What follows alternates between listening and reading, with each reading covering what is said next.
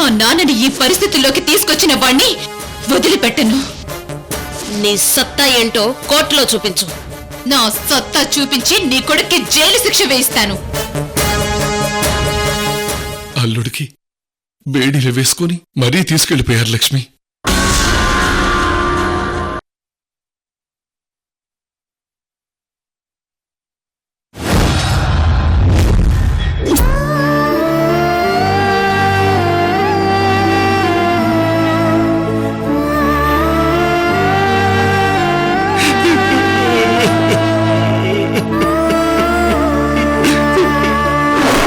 నీ కొడుకుని కాదు, కాలముఖ రుద్రుణ్ణే.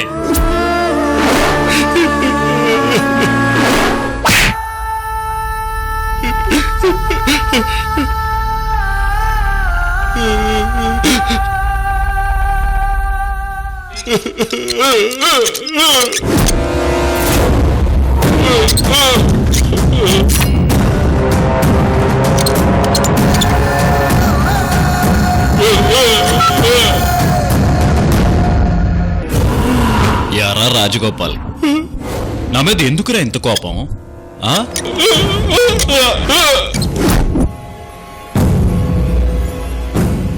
నీ కొడుకు మనోజ్ని ఇంకా చంపలేదు.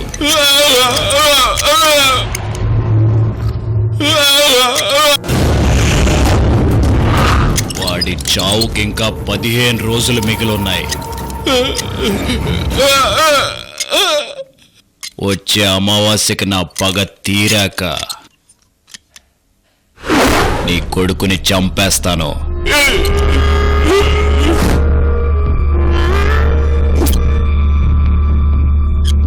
అప్పటి వరకు నీ కన్నీళ్ళని దాచుకో.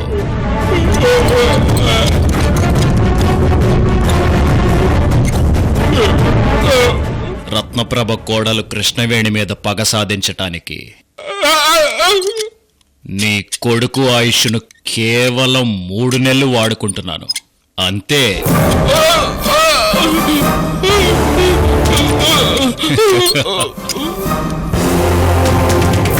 కృష్ణవేణంటే అరకు గెస్ట్ హౌస్ కి తీసుకొచ్చాడు, ఆవిడే కదా?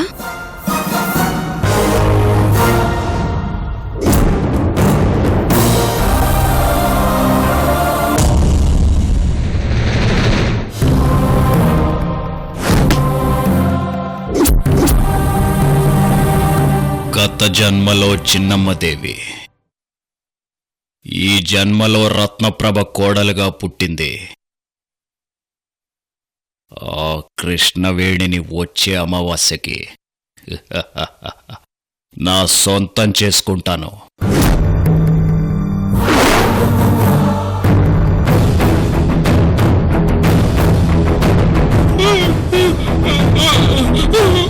అంతవరకు నీ కొడుకు నా దగ్గర జీవోత్సవంలా పెట్టెలో ఉంటాడు.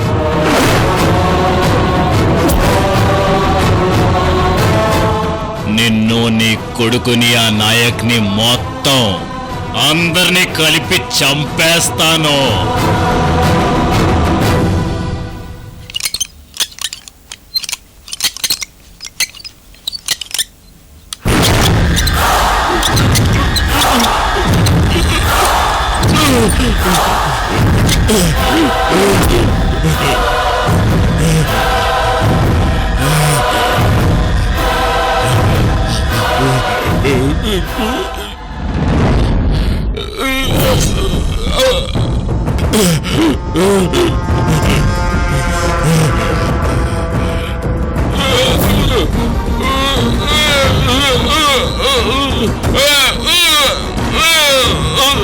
ఓ మై గాడ్, రాజగోపాల్ గారికి కాళ్ళు వచ్చేసాయి.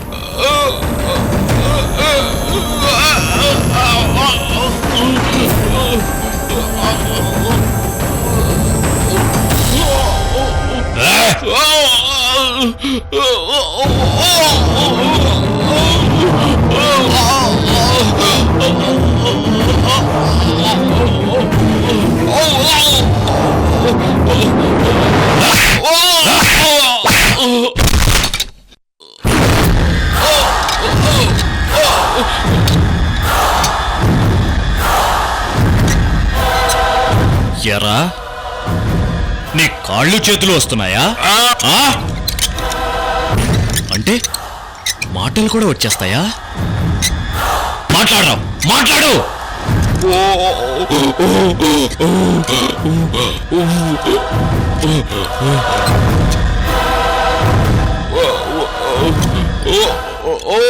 కాళ్ళు వచ్చాయంటే మాట కూడా వచ్చే ఉంటుంది. నిన్ను బతకనివ్వను, బతకనివ్వను.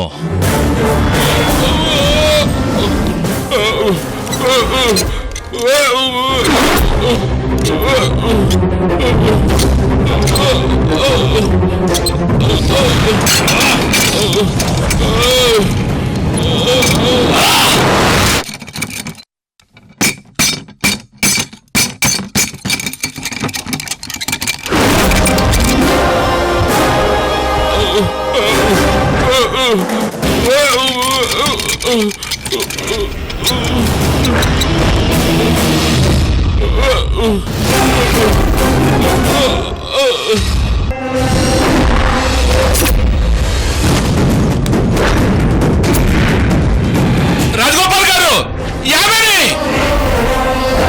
యావేరి మనోజ్ గారు,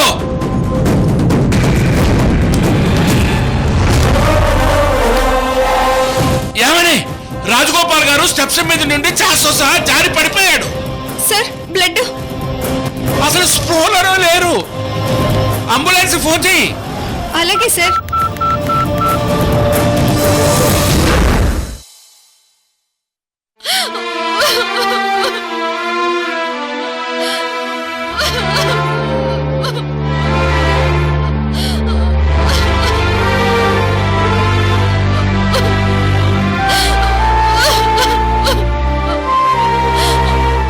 మయూరి గారు, అత్తయ్య వాళ్ళు ఇంకా రాలేదు.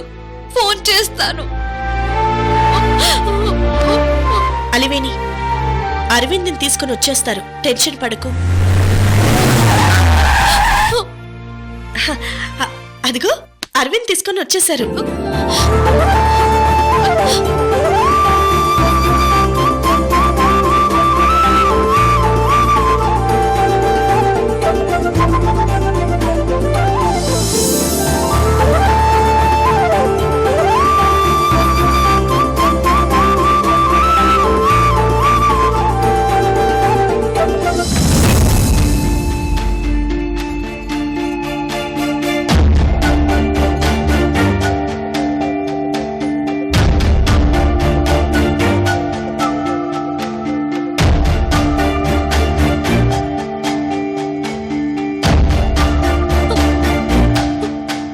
అత్తయ్య గారు, అరవింద్ ఎక్కడా?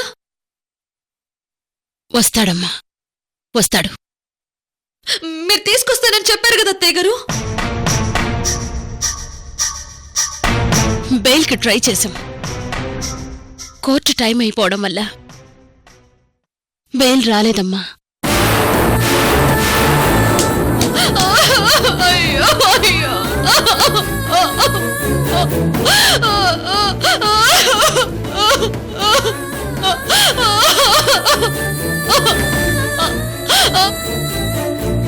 అలివేణి, అలివేణి ఊరుకో అన్నానా? అందుకే అరవింద్ని తీసుకురాలేకపోయాం.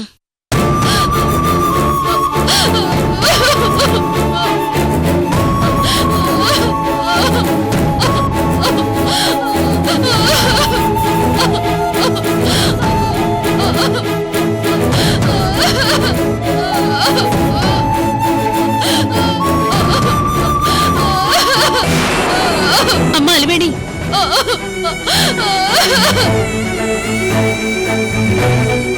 మయూరి, నువ్వెళ్ళి అలివేడిని ఓదార్చు. అలాగే వదినా.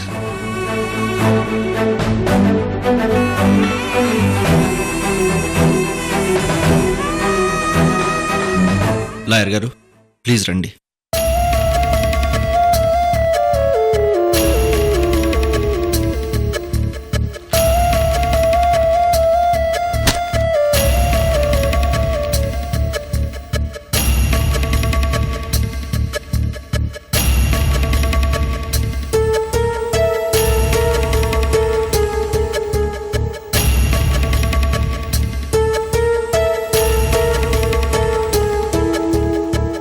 సృజన్ గారు, కేసు చాలా స్ట్రాంగ్గా ఉంది.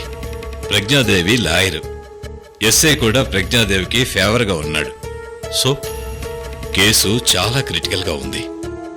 లాయర్ గారు, మీకెంత డబ్బు కావాలన్నా తీసుకోండి. మా అరవింద్ మాత్రం బయటికి రావాలి లాయర్ గారు. రత్నప్రభ గారు, ఎంత డబ్బున్నా న్యాయాన్ని కొనలేం. అయితే నా కొడుకుని మీరు సేవ్ చేయలేరా? అన్ని వైపుల నుంచి ఆలోచిస్తున్నాను. ప్రస్తుతానికి అరవింద్కే బెయిల్ దొరకలేదు. సో రేపు కోర్టుకు తీసుకువెళ్తారు. కోర్టుకు వెళ్లడం అనేది ఎవ్వరూ ఆపలేరు. కోర్టుకు వెళ్తే కేసు స్ట్రాంగ్గా ఉంది కాబట్టి అరవింద్ని సేవ్ చేయడం కుదరదు కదూ? ఖచ్చితంగా సేవ్ చేయలేం. అసలు మీరిప్పుడేం ఆలోచిస్తున్నారో చెప్పండి. న్యాయపరంగా వెళ్లలేము అన్నప్పుడు అన్యాయంగా వెళదాం. నా కొడుకు కోసం నేను ఏమైనా చేస్తాను. అవసరమైతే ప్రాణాలు కూడా తీయడానికి నేను రెడీ లాయర్ గారు. Ratna, please control yourself. Srujan, Arvind జైల్లో ఉన్నాడు. ఎలా కంట్రోల్ అవ్వాలి? Come on, do something. సమస్య ఎంత పెద్దదైనా పరిష్కారం ఖచ్చితంగా ఉంటుంది. అన్యాయం చేసేవాళ్లు, కూనీకోర్లు, లంచగొండులు, దొంగలు ప్రపంచంలో ఎంతో మంది మన కళ్ల ముందే తిరుగుతున్నారు. వాళ్ళంతా జైల్లో ఉన్నారా? నా కొడుకు చిన్న తప్పు చేస్తే అది అన్యాయమని జైల్లో కూర్చోబెట్టి నన్ను సైలెంట్ గా ఉండమంటారా?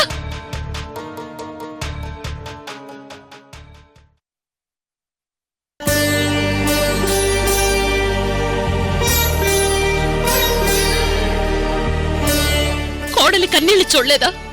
ఎంత బాధపడుతోందో. ఇంత పెద్ద ఫ్యామిలీ, జమీందారీ కుటుంబం, వారసుని సేవ్ చేయలేకపోయాం. కోడలి ముందు సిగ్గుతో తలదించుకోవాల్సిన పరిస్థితి వచ్చింది.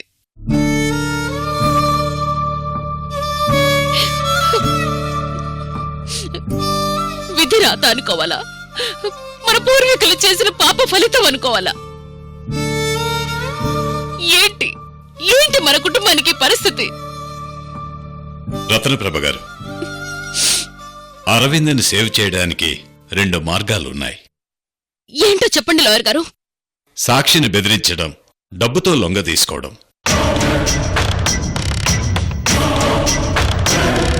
రేపు సాక్షి కోర్టుకు రాకుండా కిడ్నాప్ చేయడం. మరీ కాదనుకుంటే సాక్షిని చంపేయడం.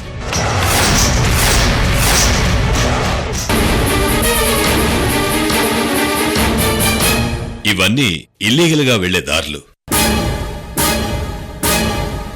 నెక్స్ట్, యాక్సిడెంట్ అయిన వ్యక్తి ఫ్యామిలీకి డబ్బులు ఇవ్వడమో లేక ఖరీదైన వైద్యానికి స్పాన్సర్ చేసి వ్యక్తిని బ్రతికించి రాజీకి రావడమో ఇదో దారి.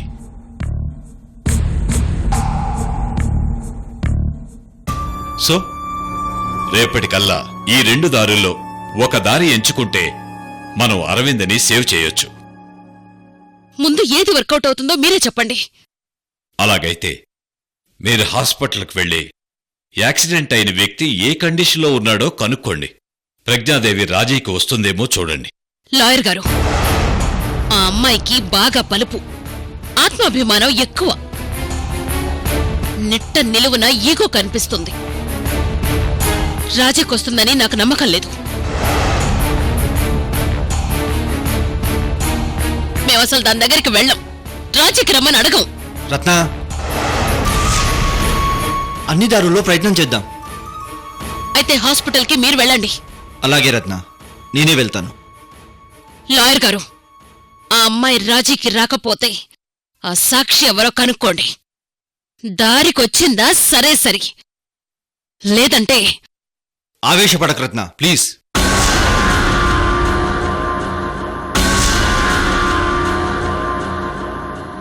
లాయర్ గారు, ఒకసారి హాస్పిటల్కి వెళ్ళి కలిసి రావడం బెటర్. నేను అన్ని విషయాలు మాట్లాడి వస్తాను. మీకు రేపటి వరకే టైం ఉంది సృజన్ గారు. ఈలోపే ఏదో ఒకటి చేయాలి. అలాగే లాయర్ గారు. రత్న, నేను ఇప్పుడే హాస్పిటల్కి బయలుదేరుతాను. అలాగే సృజన్. లాయర్ గారు, పదండి.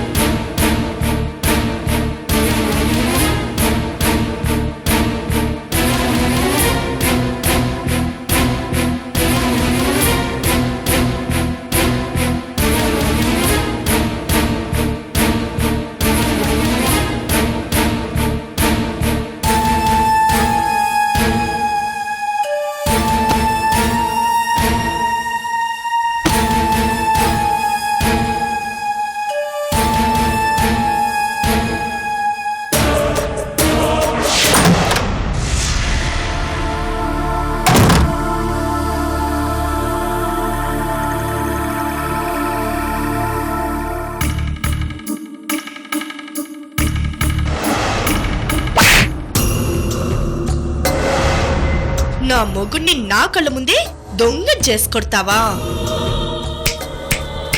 హ, నా మొగుణ్ణి వాచ్మెన్ ని చేసి ఇంటి సర్వెంట్స్ కి కూడా సెల్యూట్ చేయమంటావా? వదినా,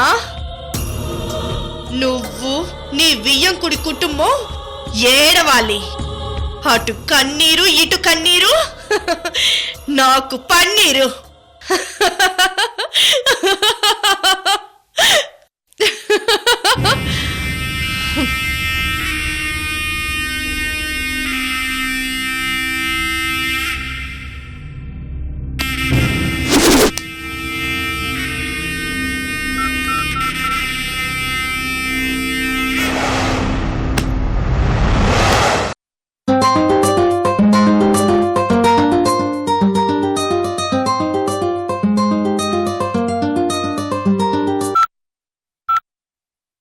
అంకుల్ నమస్తే, నేను మయూరిని. చెప్పమ్మా. అరవింద్కి బెయిల్ దొరకలేదు అంకుల్.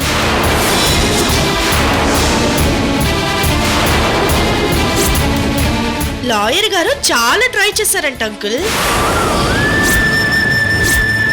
అంటే అరవింద్ ఇప్పుడు పోలీస్ స్టేషన్ సెల్లోనే ఉన్నాడు అంకుల్.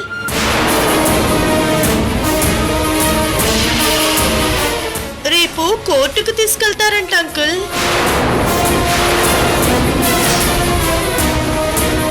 ఏ విషయం చెప్దామని ఫోన్ చేశాను అంకుల్. అలాగేనమ్మా.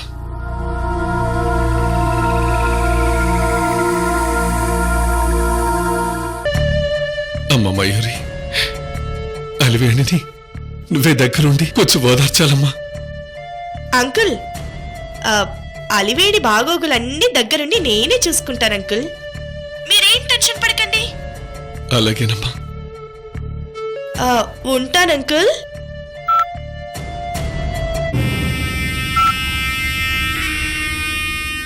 వదినా, నీ ఆడుపడుచు కన్నీళ్లు అగ్ని కణాల్లా మారి నీ ఇంటిని దగ్ధం చేస్తాయి.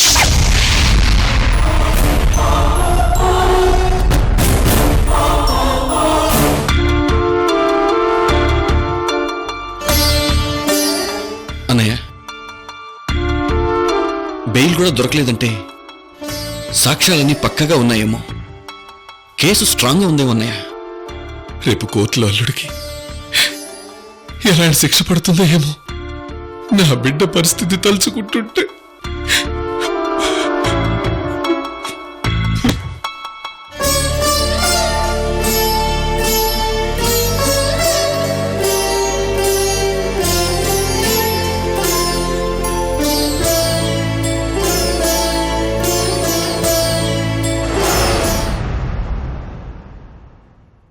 వంశీకి ట్రీట్మెంట్ ఎలా నడుస్తుంది మనోజ్ గారు?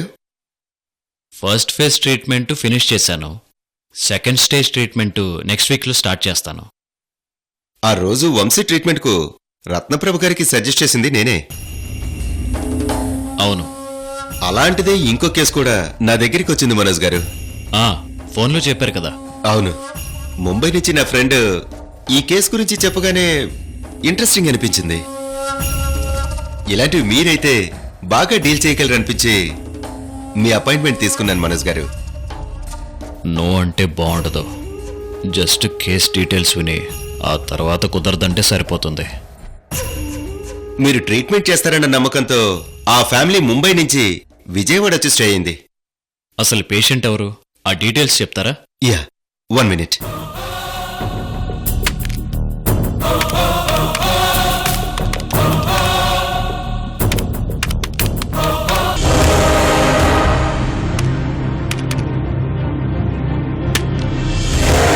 అమ్మాయి పేరు ప్రజ్ఞాదేవి. ఓకే. ముంబైలో ఫేమస్ లాయర్. తన ప్రాబ్లం ఏంటి? గత 3 నెలలుగా అమ్మాయిని ఎవరో అదృశ్య వ్యక్తి వచ్చి తను రేప్ చేస్తున్నట్లుగా చెప్తోంది.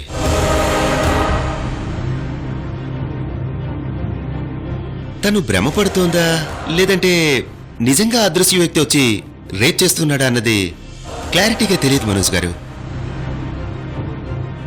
గత జన్మ తాలూకా వైబ్రేషన్స్ వల్ల తను ఇలా డిస్టర్బ్ అవుతోందని స్టడీ చేశాక నాకు కొంత క్లారిటీ వచ్చింది మనోజ్ గారు.